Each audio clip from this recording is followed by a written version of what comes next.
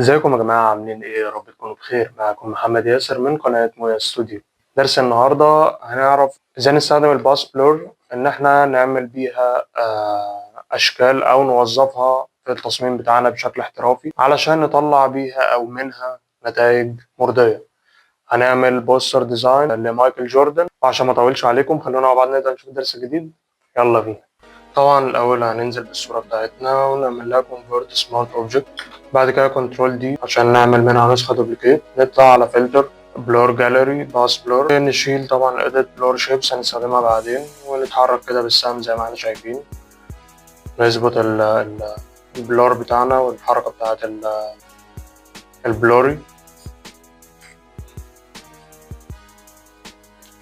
ومثلا نخليها كده ان هو بينط ففي سحبة جاية من وراه كده، نظبطها براحتنا.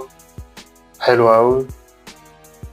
واحدة كمان من تحت كده علشان ايه يدي شكل واقعي شوية.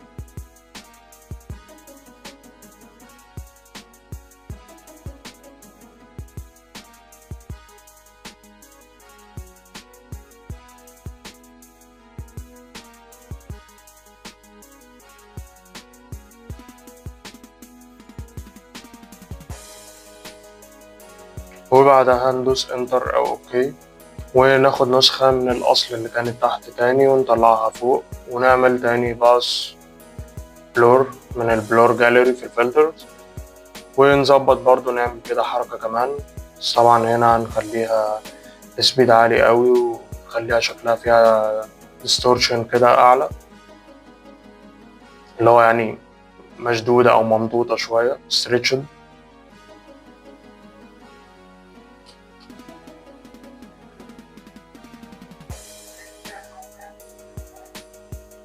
وهناخد واحدة كمان كده، عاملين تلاتة فيهم فلتر. التالتة دي بقى هتبقى برضو باس بلور، بس هنخلي edit blur shapes علشان هنتحكم في السهم الأحمر. زي ما انتوا شايفين كده بيبقى في سحبة جامدة أوي علشان تخدم الفكرة اللي احنا عايزين نعملها.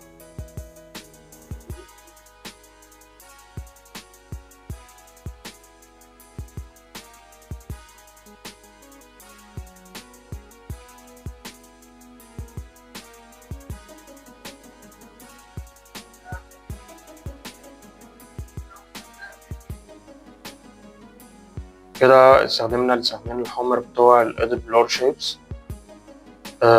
طبعا هنظبطهم بالشكل اللي احنا عايزينه علشان يدي الإيحاء إن هو بينط وفي سحبة وراه. يعني نعمل دايناميك بوز بتاعته، نخدم الدايناميك بوز بتاعته.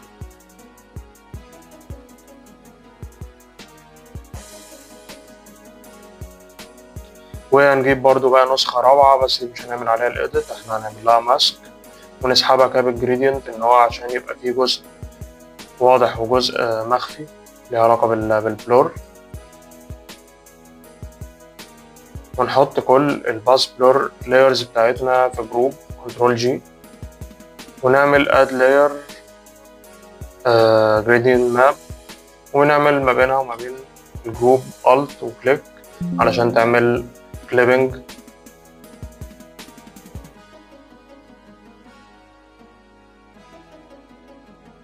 وبعد كده نعدل شوية في الجريدينت، نخليه بالألوان اللي احنا عايزينها، وليكن مثلا أحمر وأورنج شوية كده.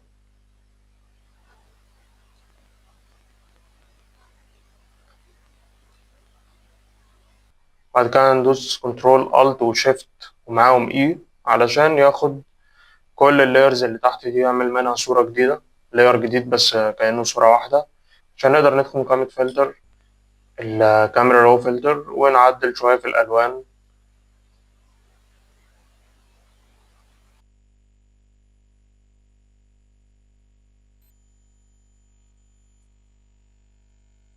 نحط مثلا نكتب مايكل جوردن ونكتب البيانات بتاعتنا دي، مثلا 25 ام بي اي.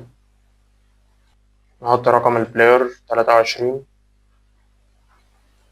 يعني مش حاسه هنا هيكون أحسن حاجة.